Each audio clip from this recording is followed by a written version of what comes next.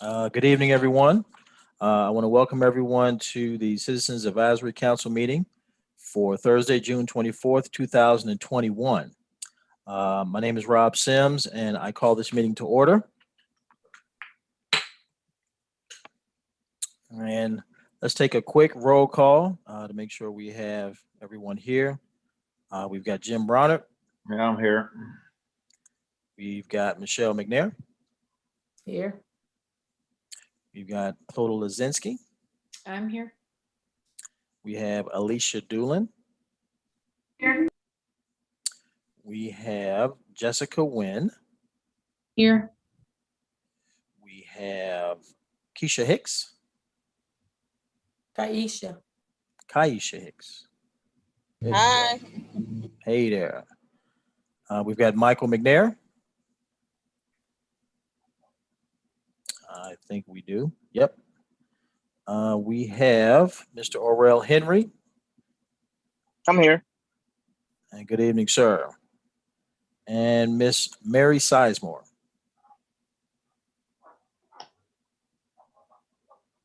I'm here. All right.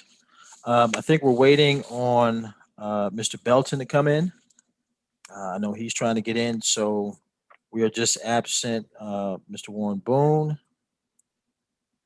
Mr. Jerry Mingo, and Mr. Willie Davis.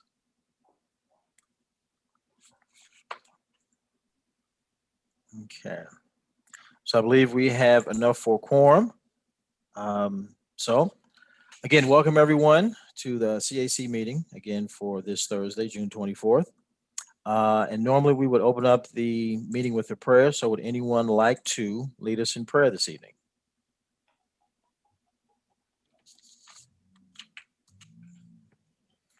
No volunteers? Well, I will open this up. If everyone could bow their heads. Heavenly Father, we come to you this hour asking for your blessing and help as we are gathered here today. We pray for your guidance on the matters at hand and ask that you would clearly show us how to conduct our work with the spirit of joy and enthusiasm. Give us a desire to find ways to excel in all we do. Amen. Amen. Okay.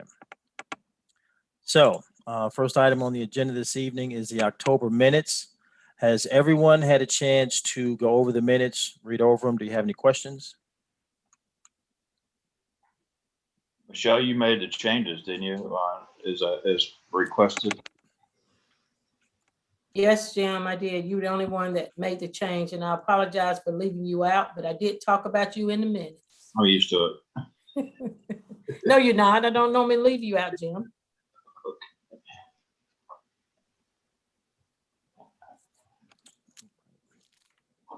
Okay. Any other Motion to questions? approve. Motion to approve them.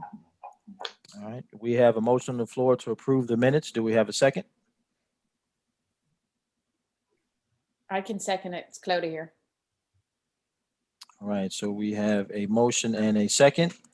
We'll take a vote. Jim, Yep. Jessica, Yes. Orrell, Yes. Clodagh, Yeah. and I will be a yes as well.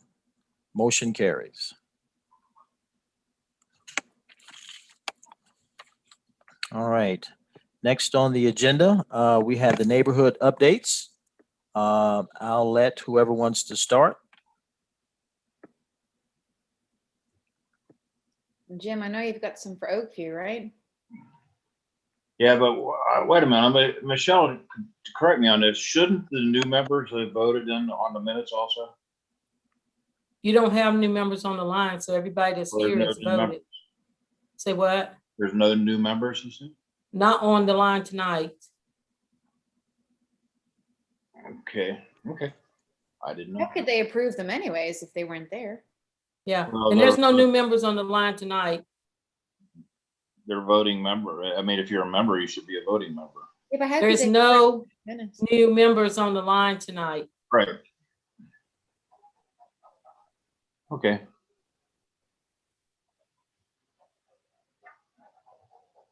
Anyway, as far as the neighborhood stuff goes, we once again are concerned about what's going on Johnson Street, the speeding and the fatalities. And so with the magic of Aurel, we had combination Zoom and in-person meeting, and we're seeing results already from that meeting with the police department as far as what they have to work with and everything. And so now we're going to move on to trying to work with the Department of Transportation. But it was a good meeting, successful meeting. We had the police chief there and Britt Moore, and John Faircloth, our state representative, was also invited, but he was not able to come. That's it.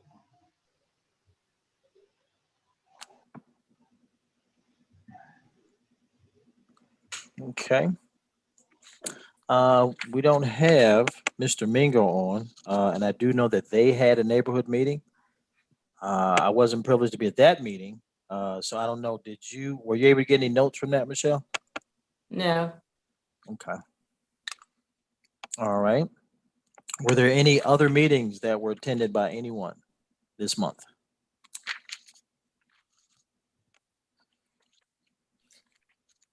Okay. So, Michelle, what's the schedule for next month? Are the neighborhood associations meeting, or are they still holding off? okay, can I back up a little bit? I'm a little behind right now. London Wood actually met this month, and they talked a little bit about having transportation to come out. I'm sorry, no, not transportation, but having the electrical department to come out to, they looked at some lighting that London Wood was talking about, where either some of the lights were out, or either it was just dark in certain neighborhoods. And the electric department actually went out in the community, drove around, repaired a couple of the lights that were out and replaced them with those new bulbs that they're putting around the city. And I think they were pretty pleased with the results of that. So that was a good meeting. And then they had Jean Brown from Community Housing Solutions to come out and talk to them about the Aging Grace program, and also about some repairs that he does, with mostly elderly people who are homeowners. And so they were very impressed with Jean's presentation. And I think they may have people within their neighborhood that may be calling him to get some assistance with, some of the residents that's there. And so that was pretty much everything with their meeting this month. Washington Street did not meet this month. South Side did not meet this month. Highland Mills did not meet this month. Persian Street did not meet this month. West End Ministries did not meet this month. Okay. Washington Terrace, I'm sorry, did not meet this month. Okay. So are there plans for the associations to meet next month? August, or when do they expect to go back to meetings? I am not for sure about the ones that have not been meeting. I know that Washington Street has gone to meeting every other month. That's what they were doing, like during the pandemic and stuff. They just started to do the every other month thing. And so they will be meeting July hold on, let me get my calendar here. It's the last Tuesday in the month, which is July the 27th. They will be meeting, and they will have Mark McDonald or his representative coming out, talking about traffic calming situations. And then they will have the police, I forget his title, but Jim, Jeffrey Krause will be coming out. I think he's the traffic division person, and he'll be coming out to talk to them a little bit about the speeding on Washington Street and 4th Street. And so that's some of the things that they're gonna be doing in their upcoming meeting in July. London Woods will be meeting. They meet on the second Monday of the month at 5 o'clock. And so they will be meeting, I think in July, because it's, and they hadn't said anything, but that's right after the holiday. And so I think they will be meeting. Have not heard anything from Persian. Southside may be meeting. Tony said they were looking at possibly starting back to meet next month, but I don't know that for sure. I haven't gotten anything confirmed on that. Highland Mills probably would not meet. Washington Terrace probably will not meet. Persian Street will probably not meet. West End Ministry probably will not meet. And that's all I have. I'm pretty sure, I know that Jim will be meeting, Mr. Mingo will probably be meeting. We will during that not time. be meeting again until September. Okay, so Jim said they will not meet again until September. Jim, are you still having the national night out then? Who? I thought, are we still talking about the neighborhoods? Yes. Yes. You Oh, yeah. said that- Yeah, we're planning, the next, up until the National Night Out, that's what we're gonna be doing. We're gonna be finishing our planning, what we're gonna do. We're not having a public meeting until Right. September. Right, correct.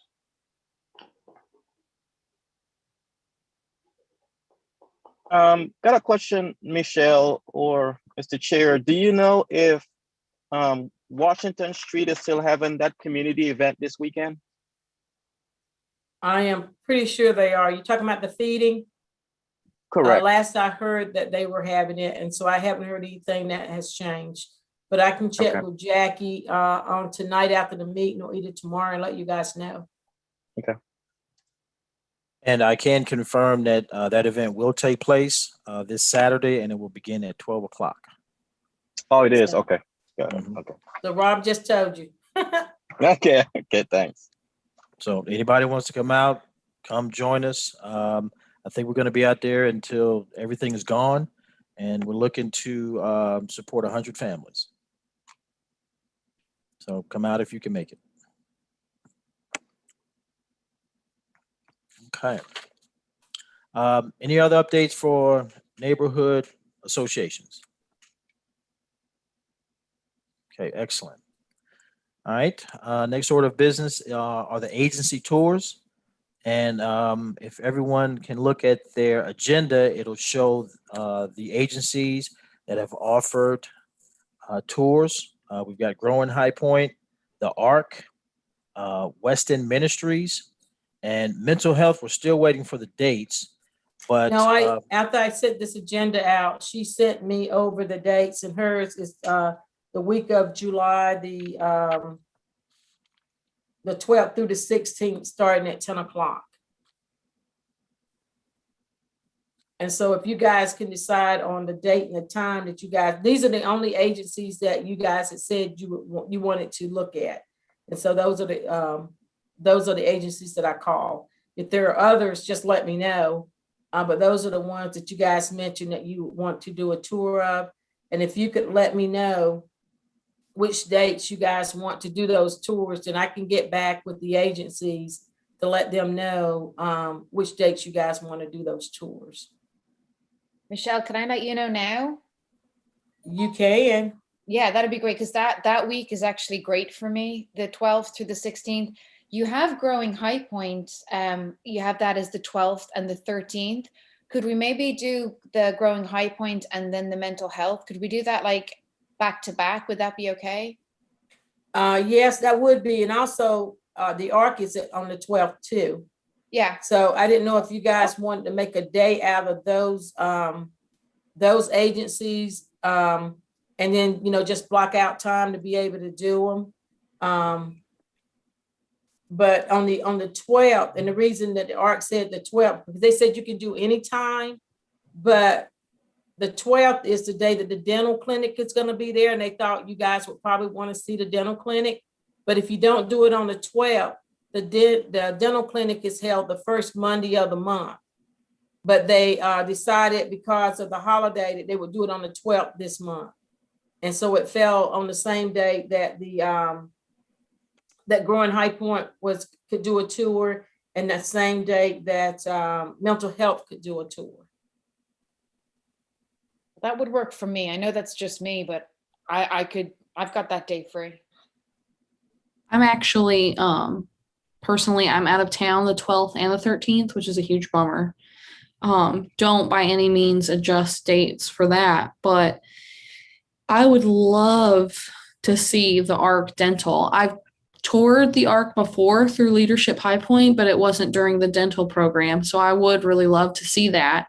So if anybody wanted, you could certainly still do the 12th, but if anybody wanted to do the first Monday in August, I would be willing to hop on that train.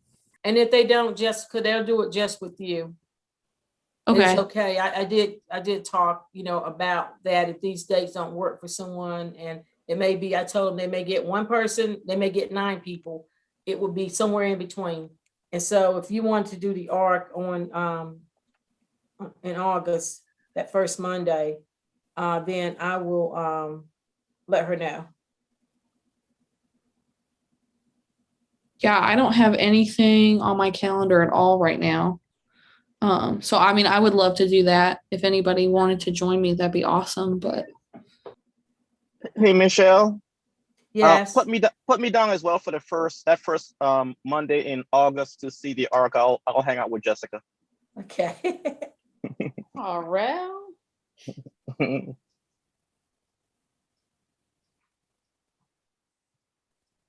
Okay, and then Clodagh, I got you for the 12th. Are there any other people wanting to join? And you don't have to think about, just look at the agenda. Just let me know something tomorrow so I can let them know early next week, especially if it's somebody that's wanting to do something like July the 2nd and those type of days, so that they can go ahead and plan. Okay, Michelle, I can do the 12th.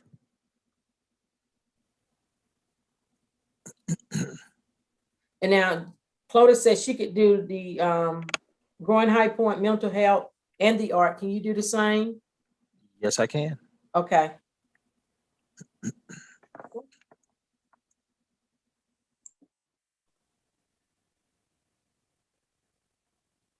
All right. And then for West End Ministries, I'm open to all 3 dates. Anybody else want to visit West End with me? Clodagh, you talked about Leslie's house, West End Ministry. That's where Leslie's house is. Okay. I mean, I don't know if Robert could do it on maybe that's too much for that day, but They don't have anything available on the 12th, though. Theirs is the 6th or the 13th, or either June the 29th or July the 1st. okay. I know that week, the 12th works well for me.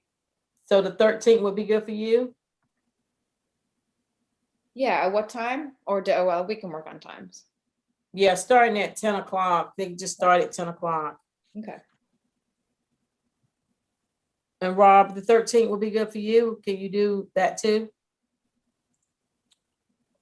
July 13th. Yes. Well, maybe we could do 2 Monday and 2 Tuesday, rather than 3 Monday and 1 Tuesday, No, let's make a day of it. Well, yeah. Well, no, we have because one we have to do on the 12th and one we have to do on the 13th. Now, West End's on the 13th, right? Yeah, but the ARC has to be on the 12th. Mhm. So we're going to do mental health, the ARC. And then you could do Growing High Point on the 13th too, if you wanted Right. to. Yeah, if that works for me, if that works for Robert. I'm game. Okay, so West End and Growing High Point on the 13th. And then on the 12th, you guys are gonna do mental health in the ARC. Okay. Okay. Michelle, I know you said the ARC was okay with just taking one at a time. Yes. I don't know if West End is as well, but I would love to do West End on July 6th if I could. But if it's too much trouble for them, that's fine. I can always wait until the I next. don't think it would be. Those are the dates that they gave, and so and they know it could be one person or it could be, more, I'm sorry. And I guess if I had to pick, I would pick the 3 p.m. slot, but my calendar is completely empty on the 6th. So I could do 10 if they decided that was better for them. Either one for you, whichever one you want to do. My preference is 3 then. Okay.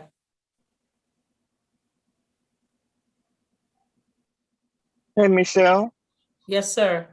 what time for Growing High Point on the 12th, I believe you have, and then on the 12th, do you know what time? If we do them, it will probably be better for you guys to start with them at 9, only because you're gonna be seeing some stuff outside.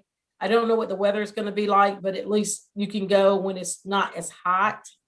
Okay, And that will probably take about an hour and a half to maybe 2 hours for them to Okay. show. They're gonna show you the Bodega, and they're gonna show you the where the Southside Garden is gonna be, that they're planning. But then they're gonna show you other things that they're doing. And so that will take a little bit longer than that. And so and she suggested that, maybe 9 o'clock, because it may not be as hot, when you guys are going in and out, from outside to inside. okay.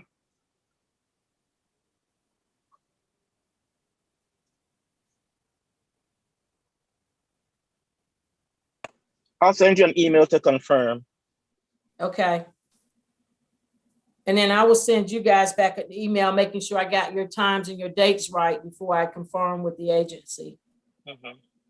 And that first Monday in August for the ARC, it says 9 a.m. to 3 p.m. Is that like the whole time we would be there? Okay. Yes. No.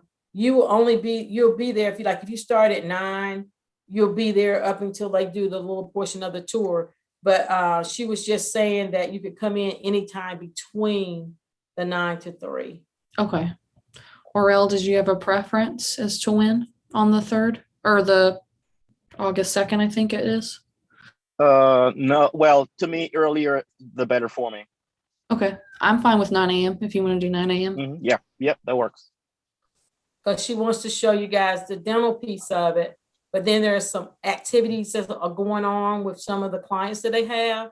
And she also wants you to see those activities that's going on also. Yeah, that sounds good. Yeah, that sounds awesome.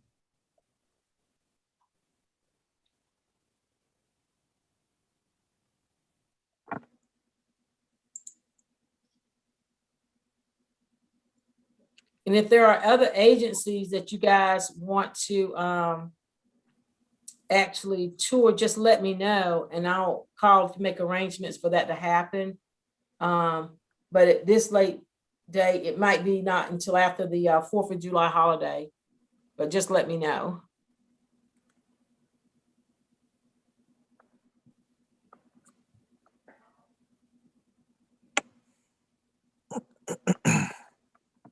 Okay, thank you, Michelle.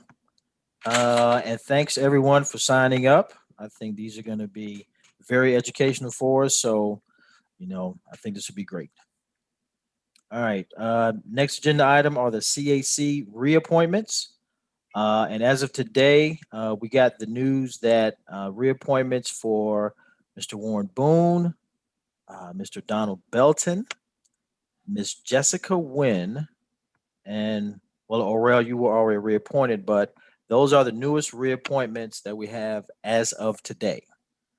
There will be a new appointee that Cyril Jefferson has appointed, which will be replacing Mr. Davis.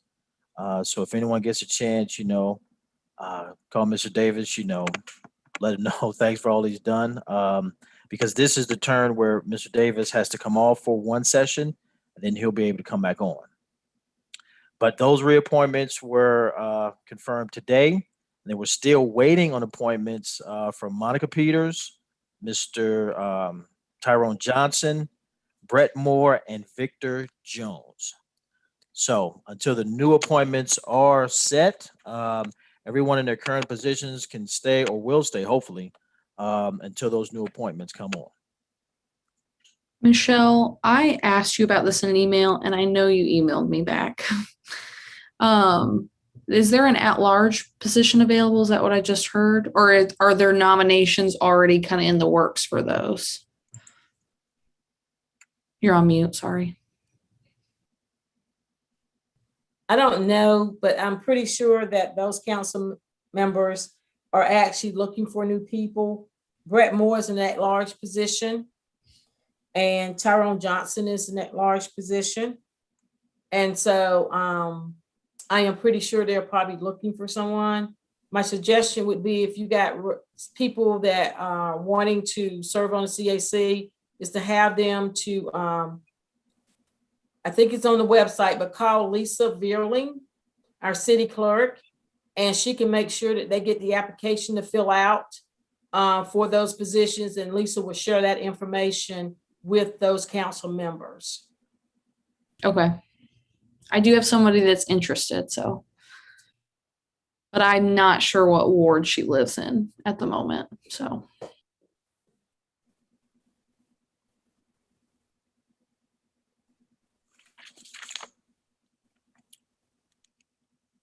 All right, so congratulations to our reappointments. And know you guys do a great job with the upcoming term. Great job with the last one. So let's go team. All right, so we're going to push on to new business. And we have a guest this evening from the HPPL director, Ms. Mary Sizemore. That And is she's the High Point Public Library. Yes, everyone, HPPL. Or the HPP is fine. Ms. Sizemore, take it away. Okay, can you, is the volume okay? Can you hear me? Okay, great.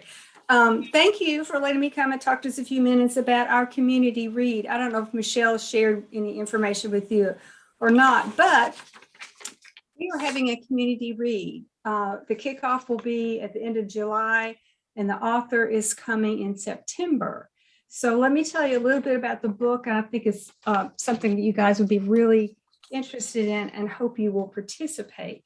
The project is, the Community Read is a partnership with the Hayden Harmon Foundation, Resilience High Point, and then the library.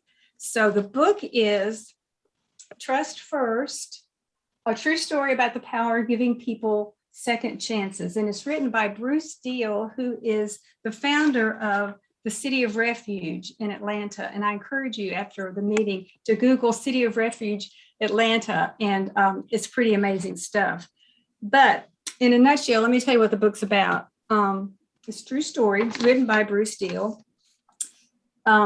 Bruce Deal is a minister, and he was sent by his denomination to Atlanta, basically to shut down a church that was struggling. It was dilapidated, not very successful, and it was located in a very challenging neighborhood. As a matter of fact, this neighborhood had the highest rates of crime, homelessness, and incarceration in the whole state of Georgia.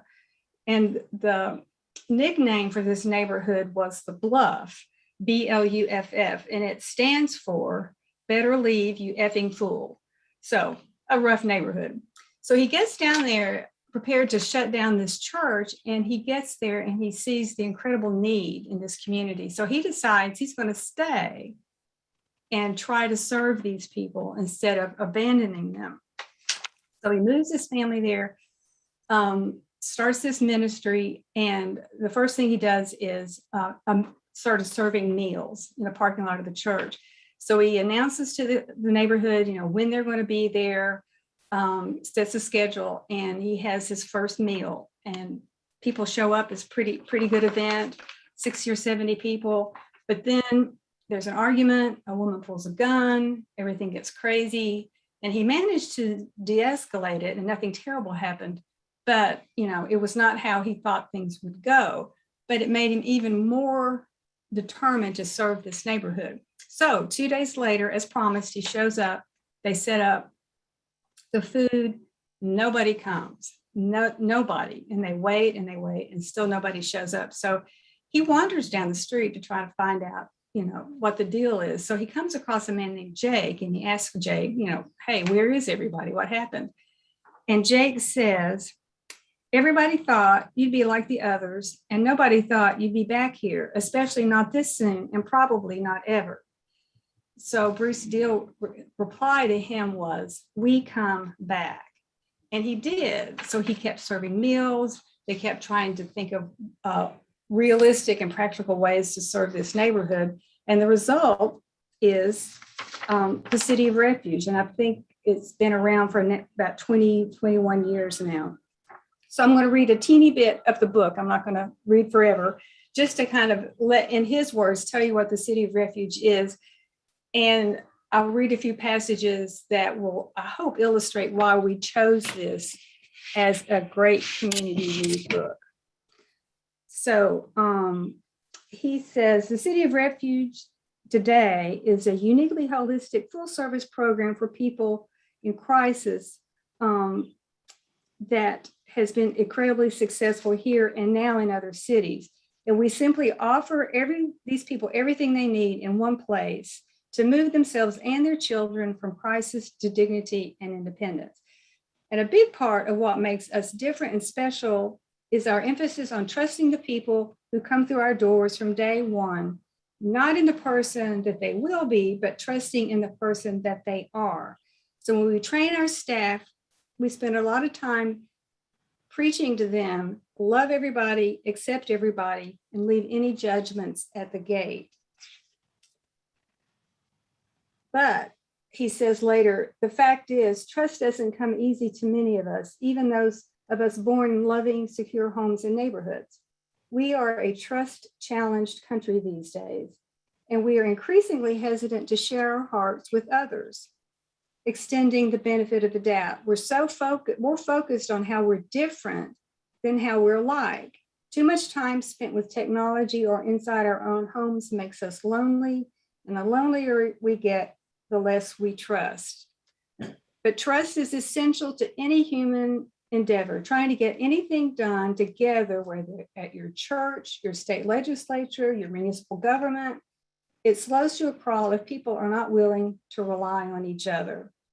And he says he's learned that trusting someone doesn't mean you trust they won't screw up, because they will, as will you. You simply trust them to do their best during, before, and after. So that's basically what the book is about radical trust and how it can absolutely transform not only individuals, but entire communities. So this is our hope for this community read, is that people will read the book, participate in some of our activities, and learn how to be more empathetic and take the step to trust more and be more compassionate. And we believe this can transform our community. So this is what we've got planned so far, and it's still kind of a work in progress, but we're going to have a kickoff on Saturday, July the 24th from 9 to 1 at the library. And as I hope all of you know, we have a farmer's market at the library from 9 to 1 on Saturdays. So it'll be in conjunction with that. So it's going to be fun activities. We're going to be giving away copies, free copies of the book. We'll have some interactive activities. We'll pass out scheduled events. And we're creating something we call the Trust First Bingo card that people will take, and it will have activities that people can do for the month of August. And we're going to have some cash prizes later in the summer. So these games are designed to have suggestions of just simple acts of kindness and trust and empathy that everybody can do, children, teens, adults, because, people do want to help, I think, most of the time, but they see the enormity of the problems around them. They just get overwhelmed and frustrated, so they don't do anything. So we're hoping by giving these little bite-sized suggestions of ways you can be kind and empathetic and trust others will make a difference. And then on August the 28th, from 10 to 11, again at the library, there's going to be a community leader panel discussion. It'll be in person, but also live streamed. And these are going to be a discussion among people in the community that are already serving in the trenches, serving the people most in need. And their experience is about how radical trust that's talked about in this book can be transformative. And then finally, on September 14th, the author, Bruce Deal, will be in High Point. He's going to meet in the day with some community leaders. And then at 7 o'clock at the High Point Museum, he will be a public event and he'll talk about the book and answer questions and sign copies. So most community read events, the author's visit and a presentation is like the end. Everybody puts the book up and, you know, that's it. But we are kind of looking at this as the beginning. So we're hoping that the activities that we have going on, people reading the book, that it's just going to lay the groundwork and plant some seeds for what happens afterwards. And so we're hoping that it'll move toward a community that is committed to trust, empathy, and compassion. So I'm hoping that you'll participate. I don't know, Michelle, did you get books for them? The books that you picked up, are they included in that? Yes, they are. And Great. I was going to just tell the group that if you come to Alicia's event on the 30th, I will have those books to be able to give out to you.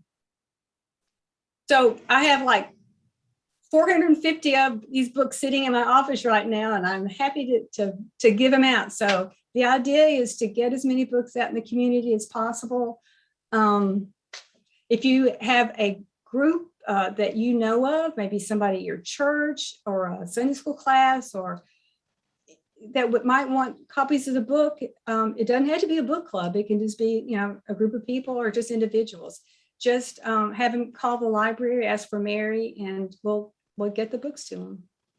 And also the library has purchased some audio books and ebooks. So people can, if they prefer that format, they can just go to the library's catalog and check those out. So anyway, I just think it's right down the alley of what you all are trying to do. So I hope you read the book, and I hope you enjoy it. And thank you for letting me talk to you. Thank you, Miriam. I'm glad that you had the opportunity to come and share. And like I said, if you want to participate, I do have your books. You guys were the first books that I asked Mary for. And so I will have them at the event for Alicia, and then you can pick them up, you know, when you come. And if not, then just make arrangements with me to get those particular books. All right. So Thanks. thank you, Ms. Sizemore. Oh, I'm welcome. sorry. Was someone speaking? Mike, I just Oh, said I'm thank. sorry. he said, thank you, Mary. Oh, well, you're welcome, Mike. Okay, then I was gonna follow up with that too, Ms. Sizemore.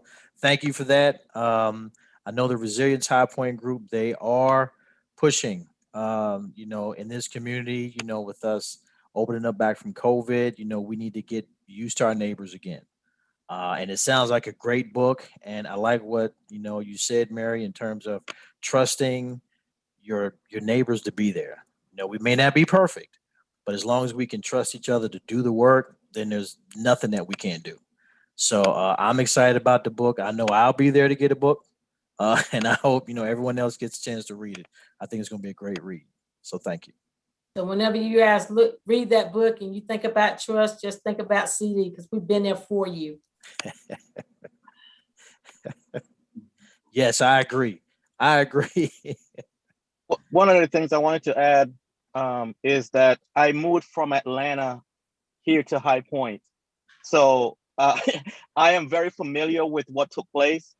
And the funny thing was, about a week and a half ago, I had a conversation with some of our future leaders here in High Point, and I was telling them that you know, I was in a situation where I saw Atlanta, you know, that had, you know, a bad rapport, and I saw how things turned around. And I think a lot of folks were surprised at the time that Atlanta was in bad shape. And I said, yeah, no dismay, you know, the stuff that we're having here in High Point, we have a lot of great stuff happening, but it's going to take a community of us to not only portray the good stuff that's happening, but know that there's hope.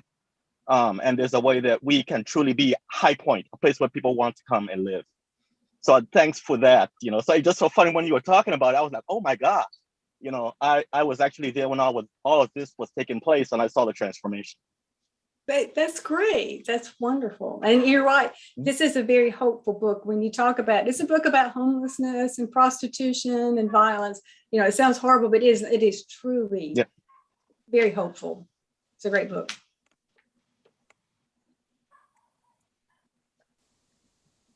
All right. So anybody have any questions for Ms. Sizemore? Any comments? Anything? She will also be speaking to our neighborhood leaders group on Monday night, so. Well, good, because I missed what she said. Oh, that is great. Yep. Thank you. Right. Well, again, thank you, Ms. Sizemore, and we look forward to coming out. I hope everyone can make it to the kickoff on July 24th. And she's right. They have a great farmers market that's out there every Saturday at the public library. So if you guys can get out, please come out. It's going to be a great day. Okay. All right. So we're going to move to our community development news and Mr. Michael McNair. And can I butt in before Michael starts to talk?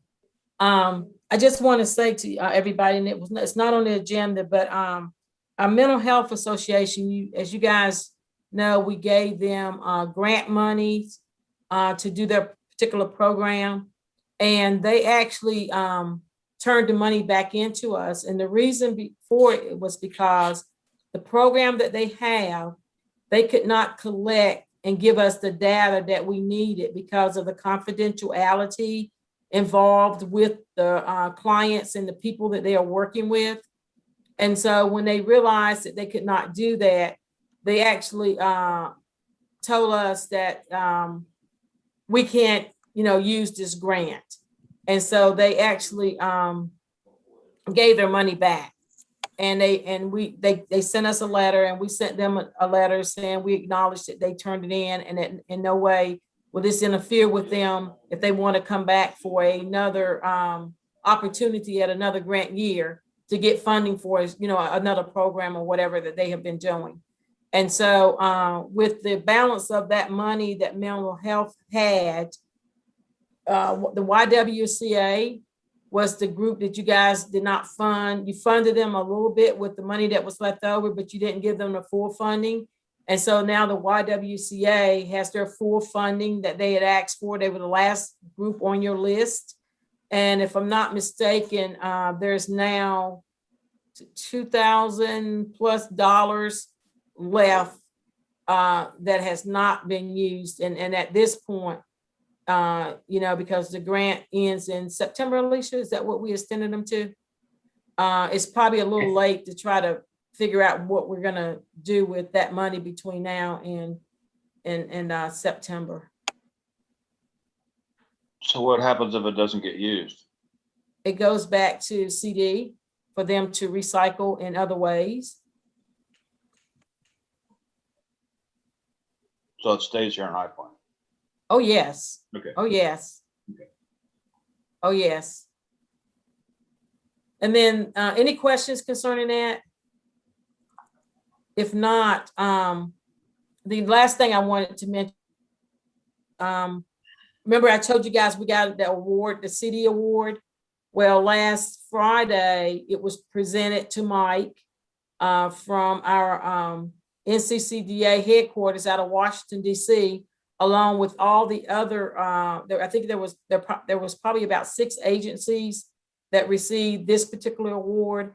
And so we were all on a Zoom call, and the awards were presented to those cities that they felt that did a really good job with CD Week. And again, I want to thank you guys for your support and for you working with us and making that happen, because that's the first time we've ever received that particular award. I think it's the first, I didn't even know about it because I probably would have put something in earlier, but I just think that our presentation during CD Week was excellent.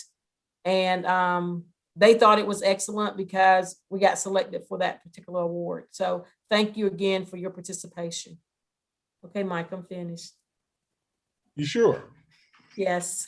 Good evening, everyone. Let me say in advance, I've been having little mini freezes, so if you see me freeze, it's on my end for some reason. I don't think it's on your end. We had talked before about we're going to have a second presentation on Center for Community Progress.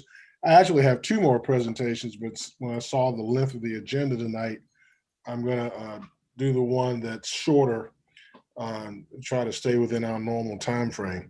So let me share my screen and find my presentation.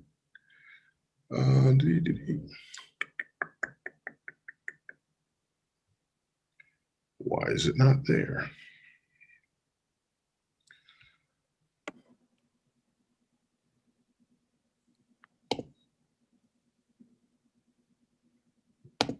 I may have to, Ryan, help me out here.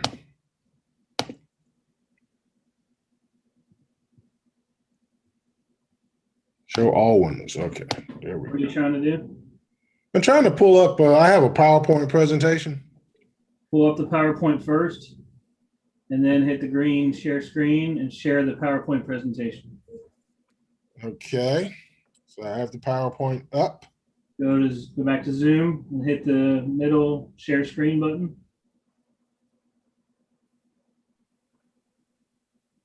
Shazam. Thank you, sir. Yes, sir.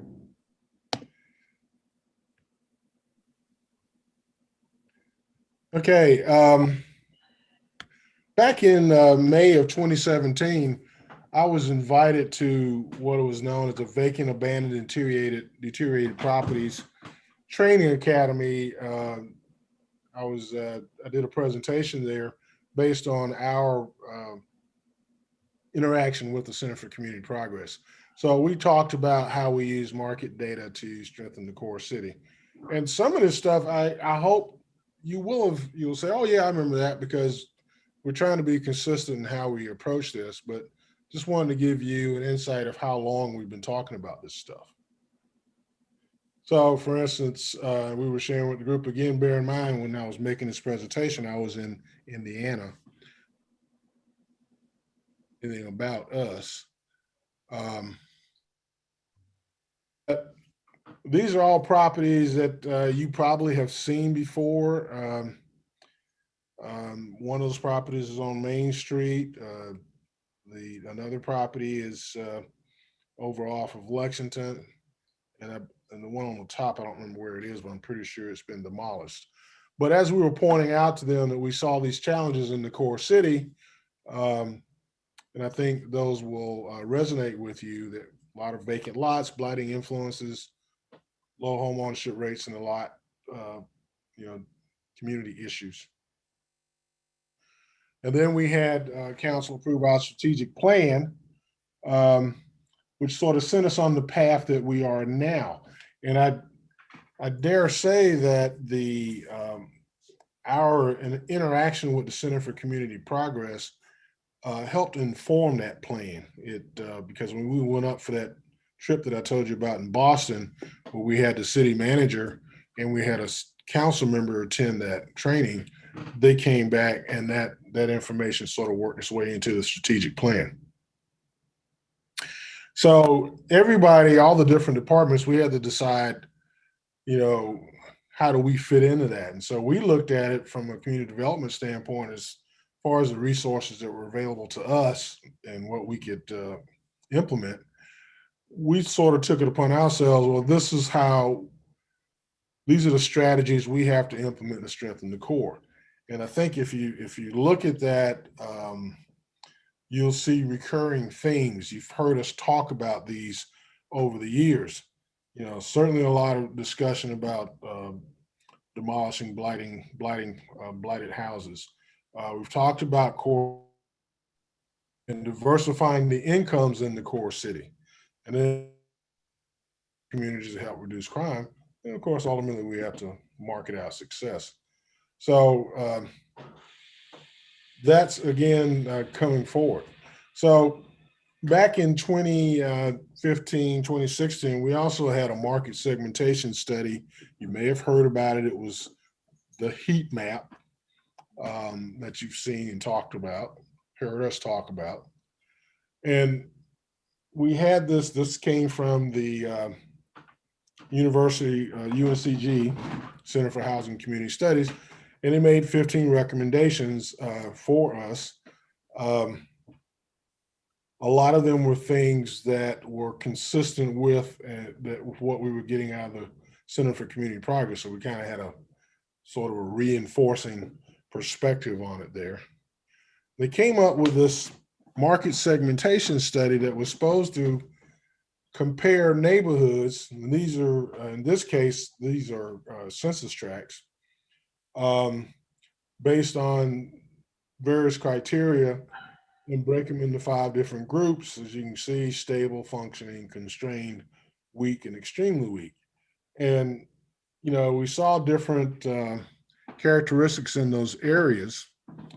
And it informed us on the type of activities we need to be undertaking. So like, for instance, in the red areas, which is the extremely weak, you're really looking at some heavy lifting there. In fact, I think we have, yeah. It talks about what type of activity you do based on what's going on in that neighborhood. So yeah, extremely weak, you're looking at a lot of money, a lot of wholesale redevelopment. Stable markets, you know, code enforcement, I forgot the term, just individual lots. You're not trying to go in and change a neighborhood. You might just take an opportunity here and there.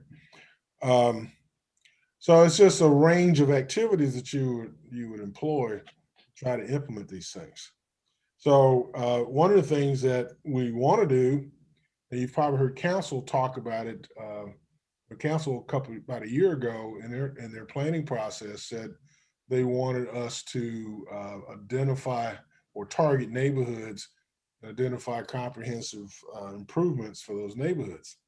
And we started looking at that, using this as a backdrop, and then came to realize that we needed to refine that tool some more. And we started getting more into the neighborhood and the individual streets and less into the block groups. So it didn't line up with neighborhoods. One of the things that we looked at, again, if you'll keep that map in your mind, just looking at some of the statistics, depending on which of those areas you lived in. Obviously, the extremely weak had very high poverty, very high unemployment, very low homeowner rate, but not as low as some of the others. It was really kind of strange. But what it told us is you had higher incomes, but you also had higher renters. So having a low home ownership rate is not necessarily an indicator that you have a problem in your neighborhood. And as you know, a lot of people are renting nowadays simply because they have not decided whether this town or this neighborhood is where they're going to be 5 years from now. So we have to kind of take that with a grain of salt when we're looking at that. One of the things that the manager was interested in back then was how did tax property or appraisals vary in those particular tracts. And one of the things you could see was that in the red areas, the properties did not appraise as well as they did in the other areas. And we kind of concluded that the blighting influence were probably contributing to the negative valuations. So it's you know, we're just seeing those impacts. One of the things that we were asking ourselves was, we looked at one particular tract, and this is over in the Washington Street area. And we looked at the tract and broke it down into block groups and started asking the question of, well, you know, if you can see where, for instance, Cedro Drive is, when it crosses Gordon, it's green on one side, red on the other. So our question was, why is it red on one side versus why is it green? So that's what we had to analyze and figure out once we got the study back, so we could do something, so we can act on it. And what we learned was that, okay, it was strategically informative, but when it came down to actually deciding, do I make a left or a right, it was not. So we needed to get down to the parcel level and started looking at information that the city generated or the county generated, and less so at census data because it wasn't as current or as informative. And so we use a lot of GIS. So the next thing we had was this, our TASK, our Technical Assistance Scholarship Program with the Center for Community Progress. These things were both going on at the same time. And they worked with us for about 6 months. This document is available on our website if you ever want to read. It's a very interesting read. It's really not that long, probably 60 pages or so, but it's very informative, and a lot of things that we actually took from that and put into place. For instance, one of the things that the center told us was, well, here you have almost $700,000 in nuisance liens here, with over 861 properties. And of that 861 property, 584 of them are current on the taxes. So that tells you that the owner, A, has the wherewithal to pay the lien, and B, they're ignoring you. So what they recommended to us was that we get the lien put on the tax bill. And that's something we worked out with the county to put the municipal liens on the tax bill. Because what the city used to do is they put a municipal lien on a nuisance lien on a property, and we would wait until it changed hands, the property changed hands before we could collect the lien. And sometimes that never happened. You just have these old liens sitting out there. But now I'm pretty sure we have recovered well over, probably close to $300,000 since this was done. So it's been pretty effective. So that's the case of studying something, doing an analysis, and then turning around and actually going out in the field and making a policy change that we could see.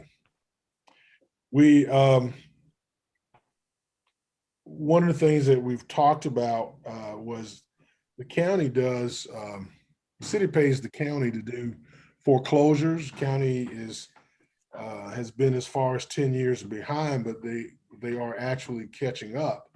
And the Center for Community Progress actually suggested to the city that you might want to do foreclosures yourself. We actually have the ability to do that rather than wait and watch for a property to go down. Because they're saying once you start getting 2-3 years of tax,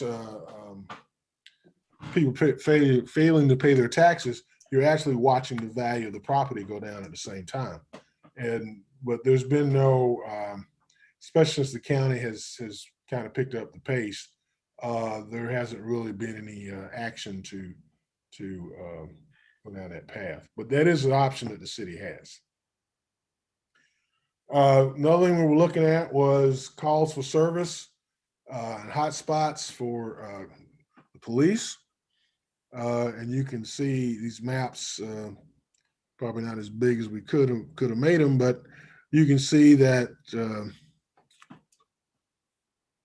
this is 2 different periods of time, but you can see that there's a lot more activity. You see that big blue spot on the left.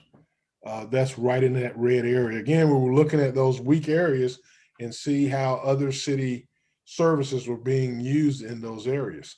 So again, you had that association that in those weaker areas, you saw a lot of police calls.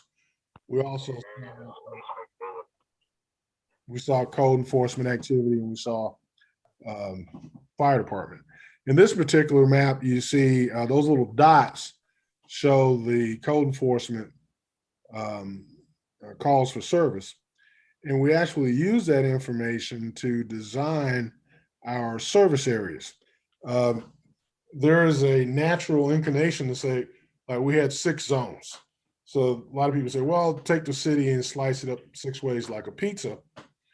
Well, that doesn't work, because if you look at where the action is, so to speak, if you want to spread the work out, you've got to make the zones reflect the activity that's in the area.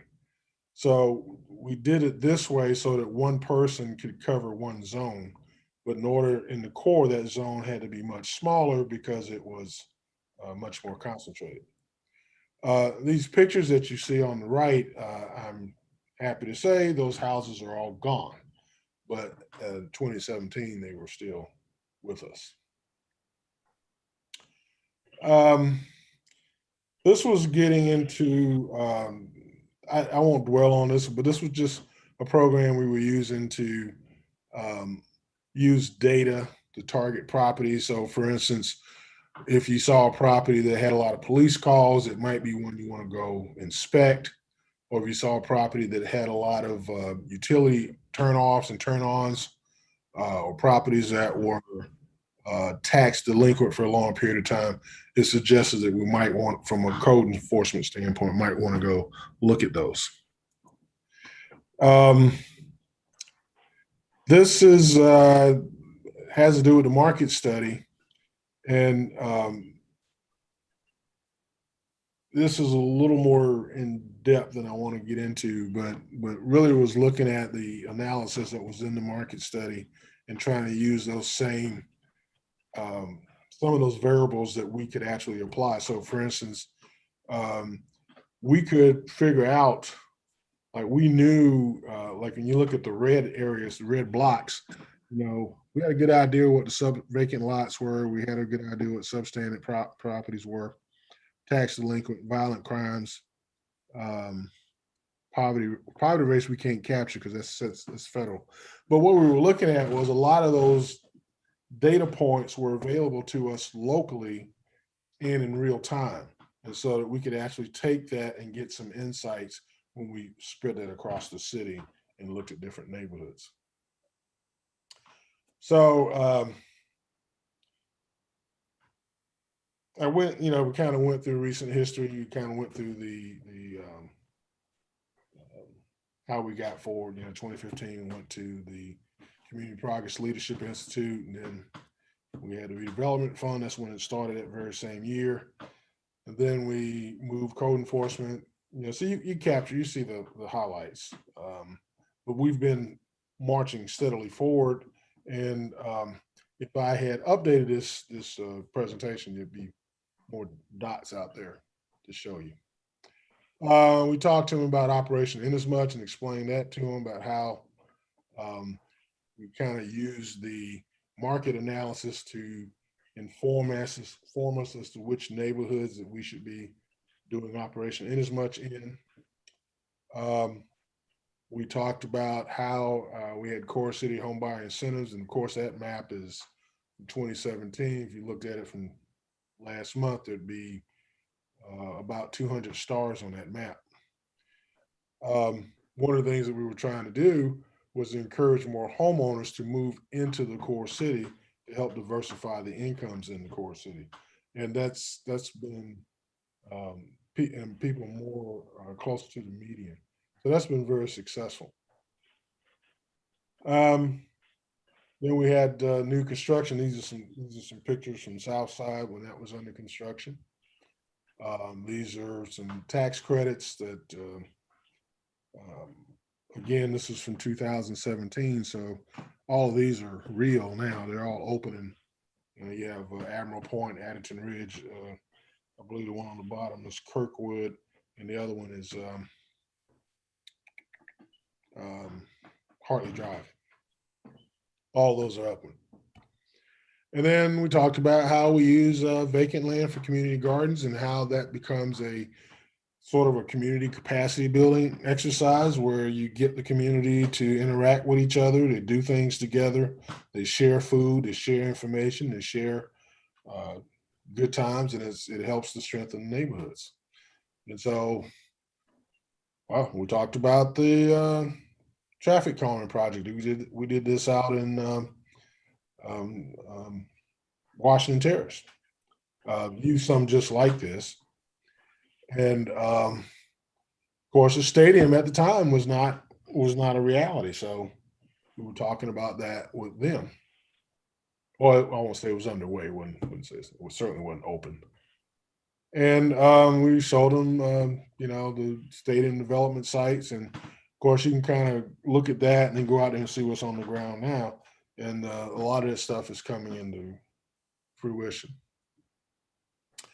So we just shared with them things that we had a focus on the core city, that there was a lot of different activity, community partnerships, focused service, strategic investments. There's all kinds of activity focusing on strengthening the core. And that, as they say, is that. And am I still sharing? Yeah. Stop share. There we go. So anyhow, I was trying to be on my roller skates, and trying to be mindful of your time. But a lot of that information that we gathered and learned and applied from the Center for Community Progress is still active for us today. And so I just kind of wanted to share that with you. We actually have, maybe next time we have a light agenda, I'll go over the actual report that they did to council and share that with you. So, Mr. Chair, any questions for me? I'll hit the pause button and accept any questions. I've always got a question. Yes, sir. So with all the recommendations that the Center for Community Progress made, how do you feel you are, how good do you think, I'm trying to find the words, or how would you grade yourself on implementing all those so far? And I can share this with you at a future meeting, but one of the things that we had to agree to do with them was, like, every 6 months, we would have a conference call. They would give us this big spreadsheet, right? They'd say, you agree to do this. And every 6 months we had to report to them, did you accomplish that? Or what's the status? Where did it go? And so Randy Heeman and I would work that up. But it didn't really go past us. It was just us reporting to them. But certainly I have the spreadsheets. And I think there were 24 items that they recommended that they were kind of holding our feet to the fire over. Well, a couple of them we didn't get done, and they're still doable. We just hadn't done them. So, but that's something I can pull that up for a future discussion. I think you emailed me a long list of something one time to do with something. Yeah. I think it might have been those recommendations. Yeah. Be careful what you ask for, right? Yes. Yeah, I thought that. Yeah, that's true. That's true. Yeah, we do have that. Jim, we were going through that process with them, the technical assistance scholarship program. Not only were city department heads involved, but council was involved. The county was involved. They would come over, especially folks from the tax office, because we had to do a lot of discussion with them to work out this thing with the code enforcement, with the liens. But they came through for us, and we even had City of Durham came up. I don't know how they caught wind that they were in town, but they came up and sat in. School of Government was involved. So we had a lot of pretty intense workshops. But the cool thing about it was about us. It wasn't doing a case study. It was like, this is your data. What you gonna do about it? And so it was very refreshing to have that kind of a focus on, this is your stuff. This is what we found. And it's kind of one of those, I could have had a V8 moment a lot of times. You're like, man, why didn't I think of that? But a lot of it was stuff that, because they came in from out of town, things that we saw every day and took for granted, it jumped out at them and said, well, why are you doing that? And so it was, and by getting all the people involved, we were able to kind of cut across departmental lines, you know, to try to help solve some of this stuff. It was pretty good. It was great.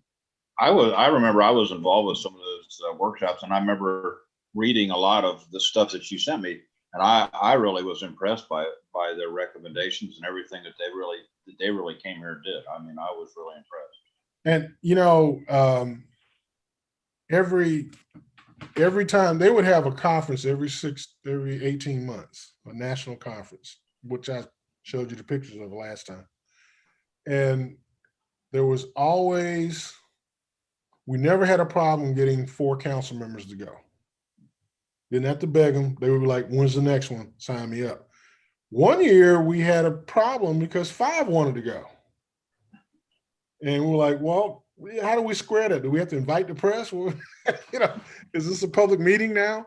But it was so informative because it was the only workshop you could go to that was only about, you know, dealing with vacant properties.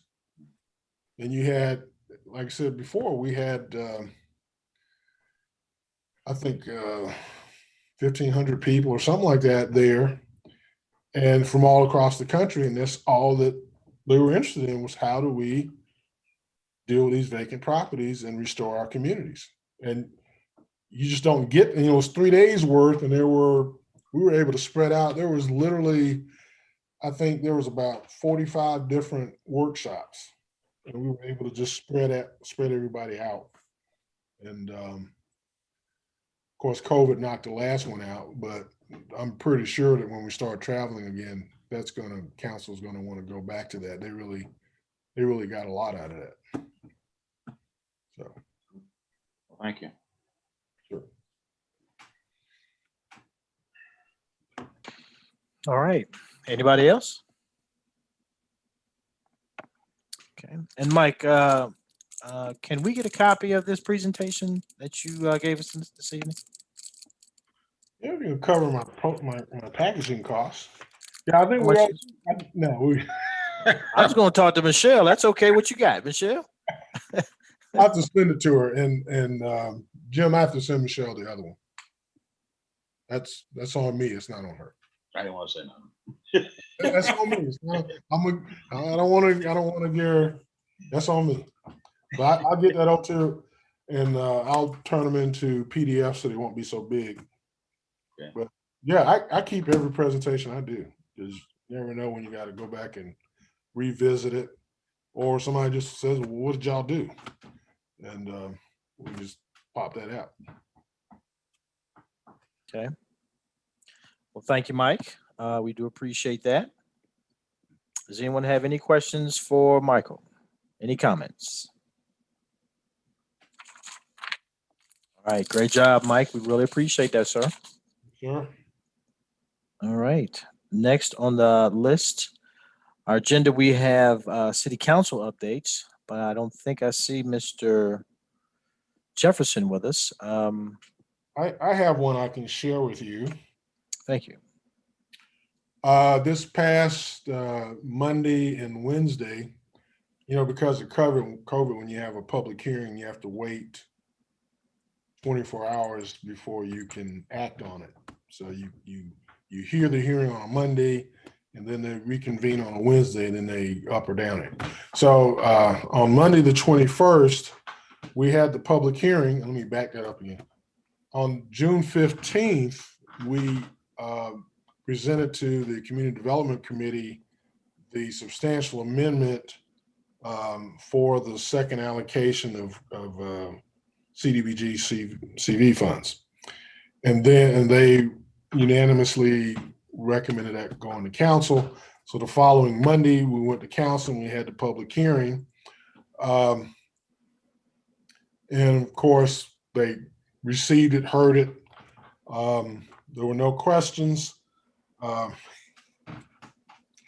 There was a public comment that somebody sent in that said, you ought to ask Nito what to do with the money.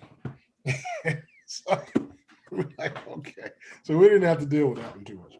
But on Wednesday, they reconvened. They they recessed the meeting and they reconvened Wednesday and they approved the amendment. So that part of it is moving on.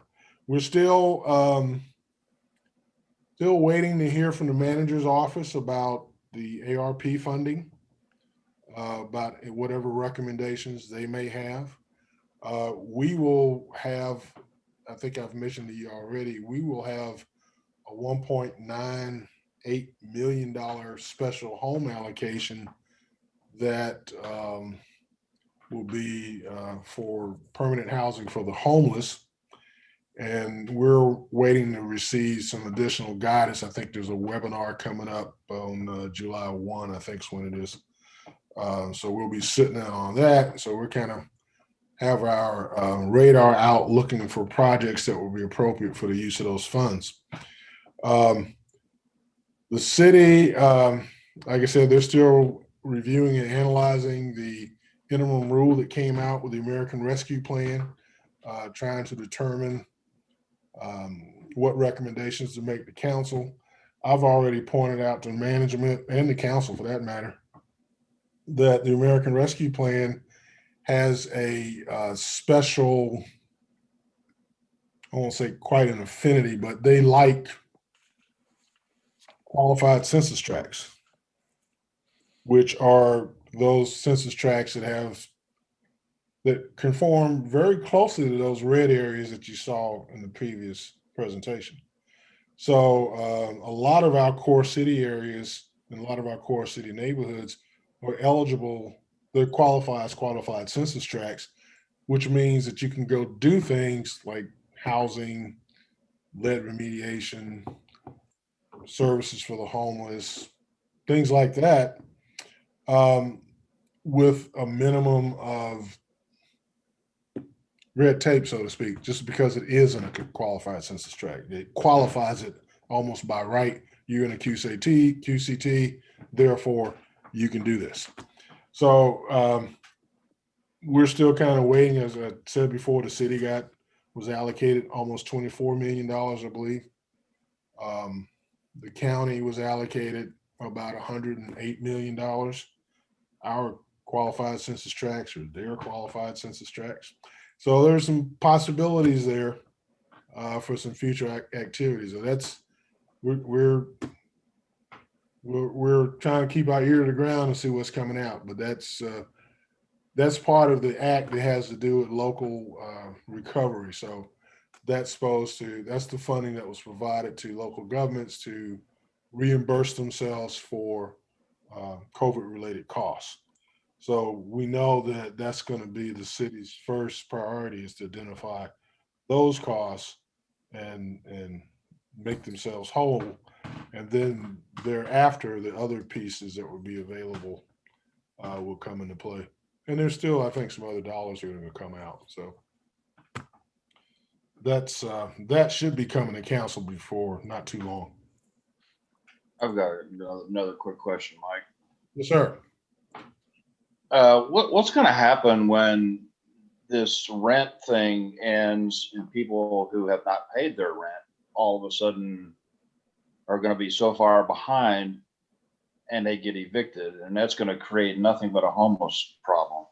Am I right or wrong? Well, there are rent, mortgage and rent dollars in the ARP that will be there for that. And of course, today they just extended the moratorium on mortgages, for FHA mortgages. But I don't know. I mean, we don't really, we all say we see the tidal wave coming, but we don't, we have programs that are out there and people are accessing them. The state has started their HOPE program up again. The county took a direct allocation of funding. So, I mean, it's just a lot of different things, but we don't necessarily have the coordination, maybe, intergovernmentally that we probably could or should have. But that's something we got to work on. Mike, does city council, do they decide where this 26 million is going to be spent? Ultimately, yes. 24 million, yeah. And when do they meet? You said Mondays and Wednesdays. Is that every week? First and third Monday, First and third. but they will not meet. The next meeting is going to be July the 19th because they're taking the 4th off. But it's not going to be, and all of a sudden it pops up on the agenda. There's going to be a lot of discussion about it. And I imagine it'll probably go through some of the council committees as well. But there's got to be some community needs analysis of some kind. And I don't expect them to do anything before the new city manager gets here. I imagine they're going to save that for her. And she'll be here July 19th. And I guess that'll get underway shortly after that.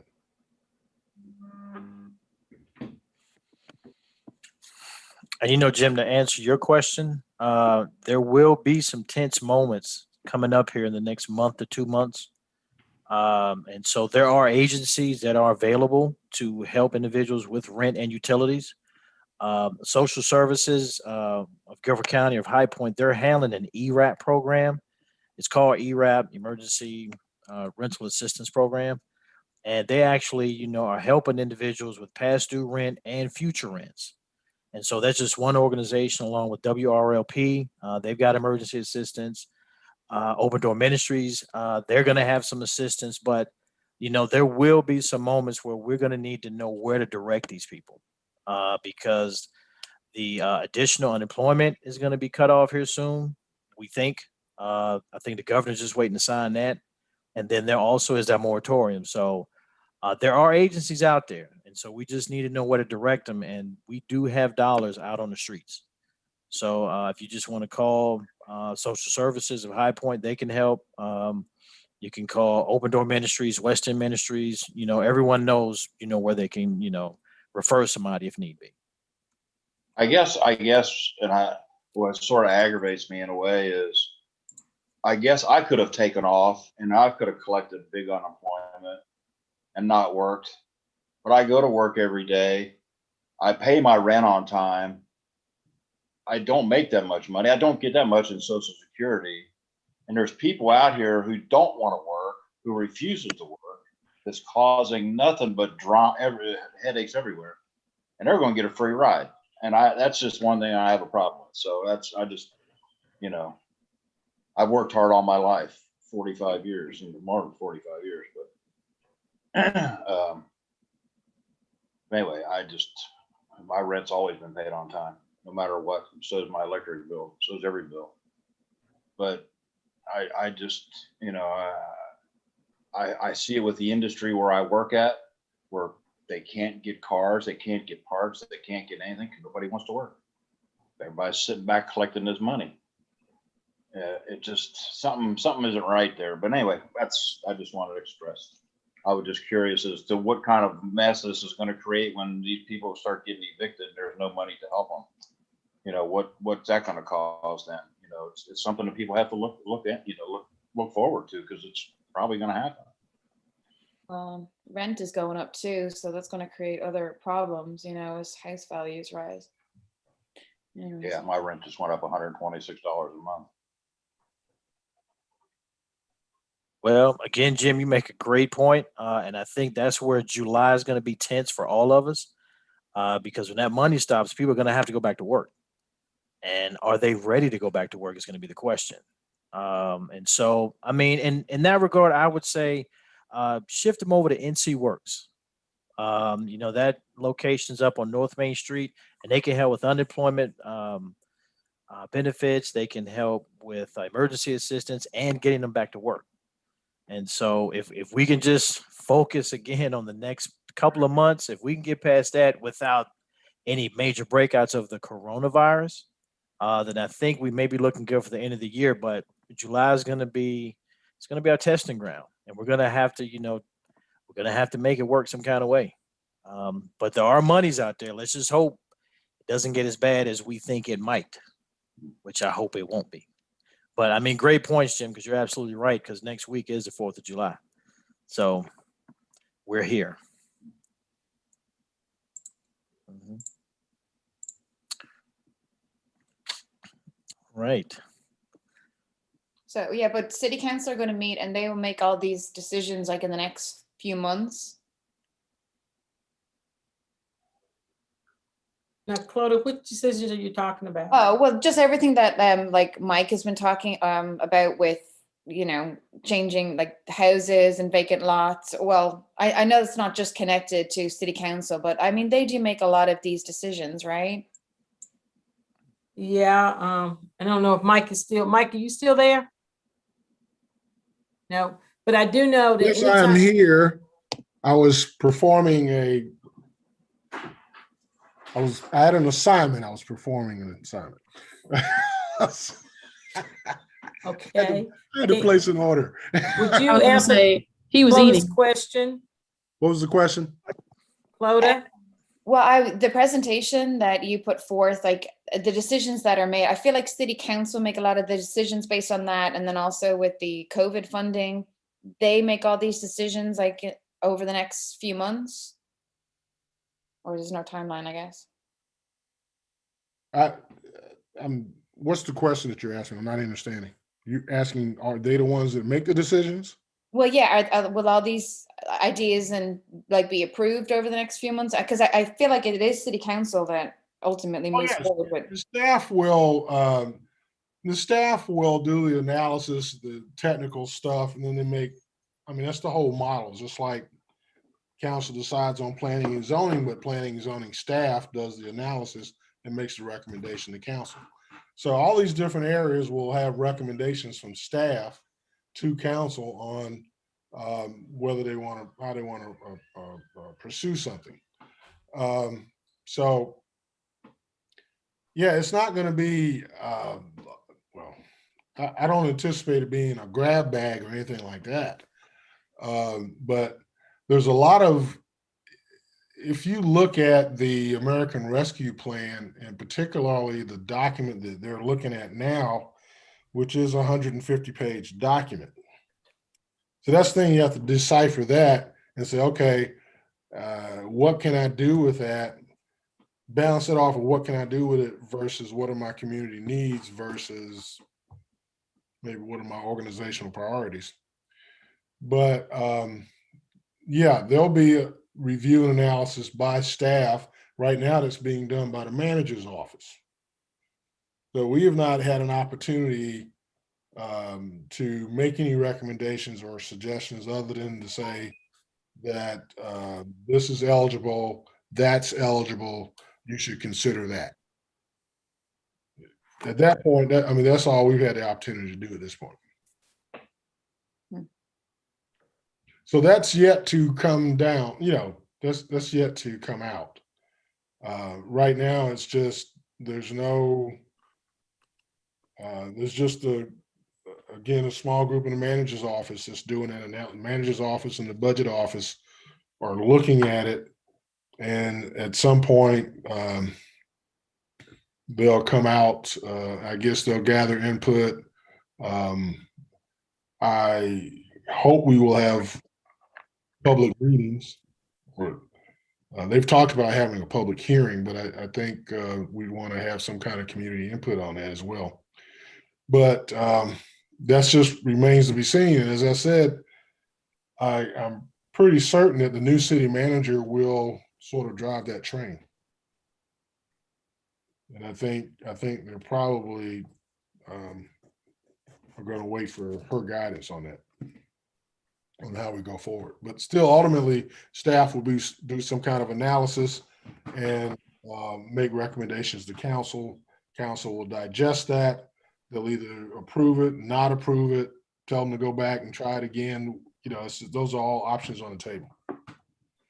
If you've listened to any of our council meetings, I think you'll find that our council is very attentive and ask some ask some hard questions sometimes. So So they're really tuned into this stuff. Did I answer your question? Yeah. Okay. Yeah. Okay.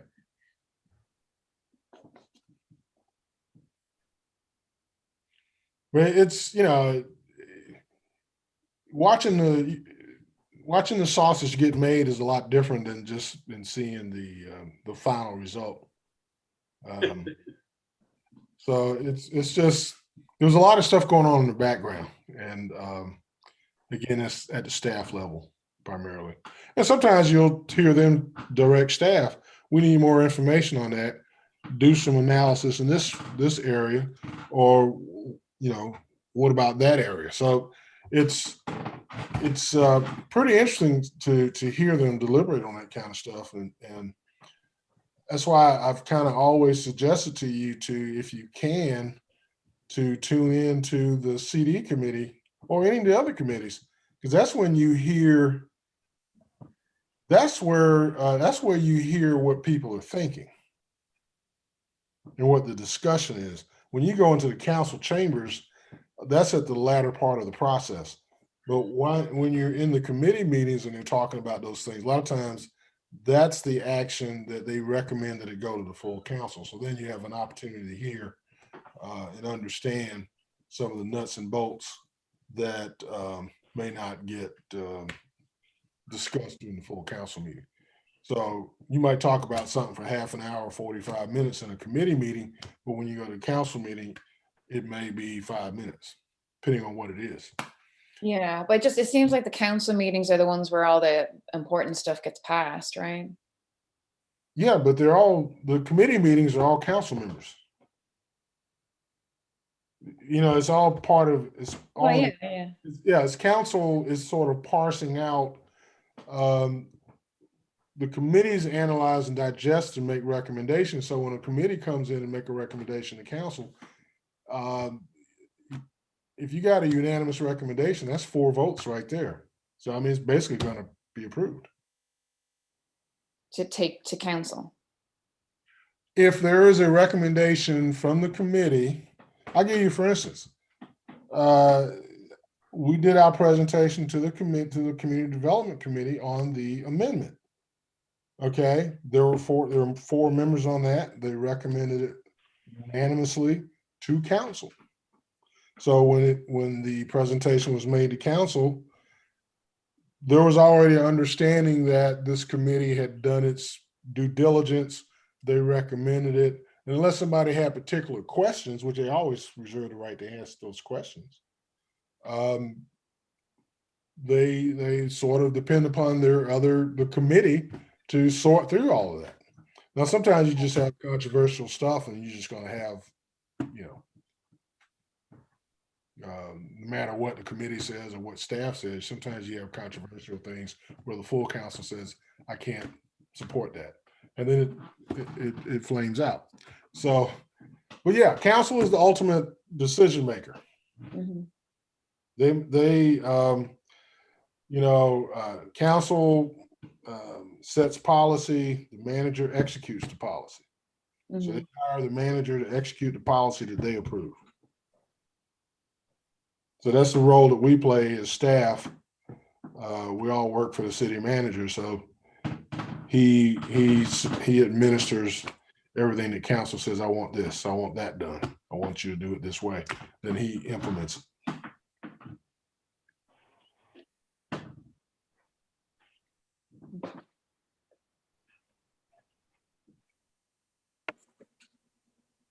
Okay. Any other questions? Comments? All right. I do want to recognize real quick, we were joined by 2 additional members of our CAC committee, and that is Mr. Warren Boone and Mr. Willie Davis. So they have been able to join us in the meetings. You gentlemen, you have the floor. Anything you wish to add? Any comments? Right now. Hey, good evening to all. I'm good. Okay. All right. Thank you, gentlemen, for coming on. We actually have our next meeting, which is scheduled for July the 22nd. And so do we have any agenda items that we want to add to that meeting? Or any topics that we want to cover? Anything? Michelle, are you gonna put all the neighborhood groups that are doing National Night Out, are you gonna put that any place? I can. I haven't talked to anybody yet as to find out all the groups that are going to do that. And so I'll find out who's going to be doing it, and we can put it together and work with the police department to get the ones that we don't actually work with, but to get the ones all over the city and see if we can put a list together. Because National Night Out will be right around next meeting, or I mean, just a little bit right after that. Right. So Willie, are you driving? Yes. Yes, yes, yes. He does that a lot, Mike. Okay. Just keeping him awake. Hey, Willie is in West Virginia. you must have a hands-free truck. Oh. No. A hard job. I could not do that. But Mr. Chair, may I say something? Yes, sir. The floor is yours.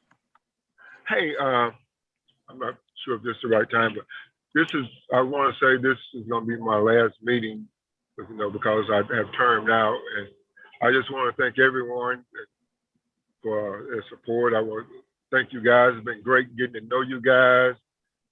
I really enjoyed the CAC. Mike, Michelle, I tell you, it's really been my pleasure getting to know you. Both of y'all.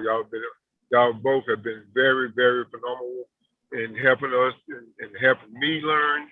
Even when I was chair, just being on the committee, working with in as much things like that. It's really been very, very rewarding. And I just want to say thank you for everything. And it's been a very, very good pleasure, a very, very great pleasure, getting to know everyone.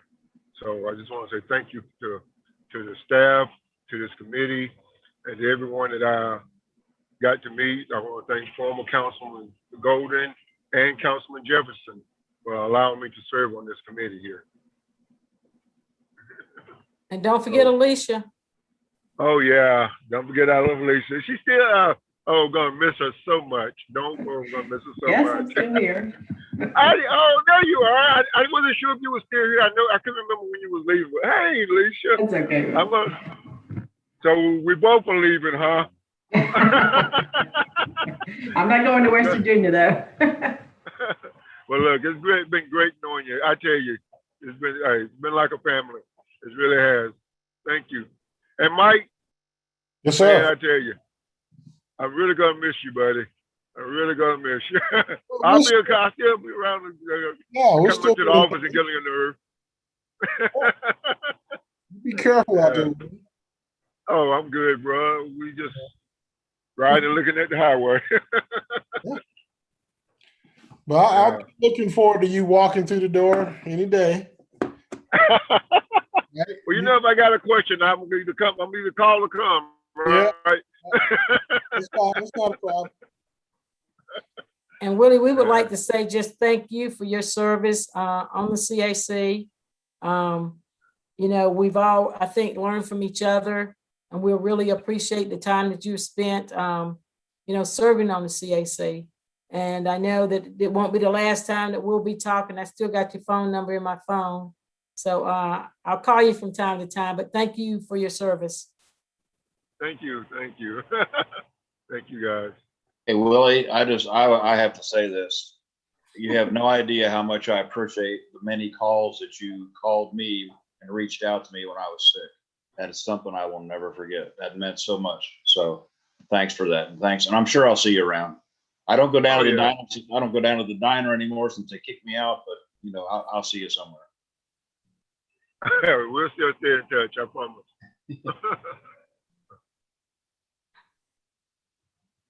And I think you and Warren missed the information that was talking about the community read. And so I did get books for everybody. Mary sort of talked about this, wanting the city of High Point to be involved in this community read. And it's a book that's called Trust First. And Orel can actually tell you a little bit of personal history concerning how this book came about. But if you guys want a copy of the book, I will have a copy for you. And you can just get in touch with me and make arrangements to do it. And I've asked everybody that if they want to pick up the book, if they're going to come by on on Wednesday from anywhere between 12 and 2 for Alicia's farewell, I'll have the book there that you can actually pick up.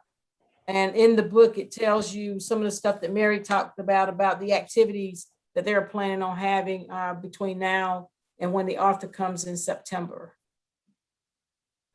Okay. I would definitely be interested in that.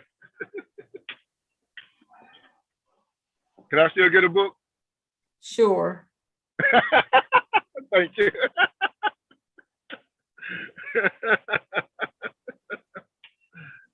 Sure, I appreciate it.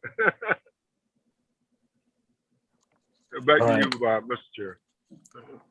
All right, so yes, Mr. Davis, we do thank you, for all the contributions you've made to the CAC and to the city of High Point. I know when I came on, you were one of the elders, helped me get through first couple of stages of being on a board like this. So, all of your efforts are appreciated, and, we thank you for all that you've done. So just stay tuned with us, man. Stay in touch. I will. Thank you. Excellent. All right, guys. So again, our next meeting is scheduled for July the 22nd. If we have no other agenda items, no questions, I move that we should adjourn this evening. Motion Do we to have a adjourn. motion? Do we have a second? I second I it. second. All right, we have a motion and a second. All those in favor say aye. Aye. All opposed? The ayes have it. Everyone have a great evening. Good night. And everyone. Good night. Good night, everybody. Enjoy. All right.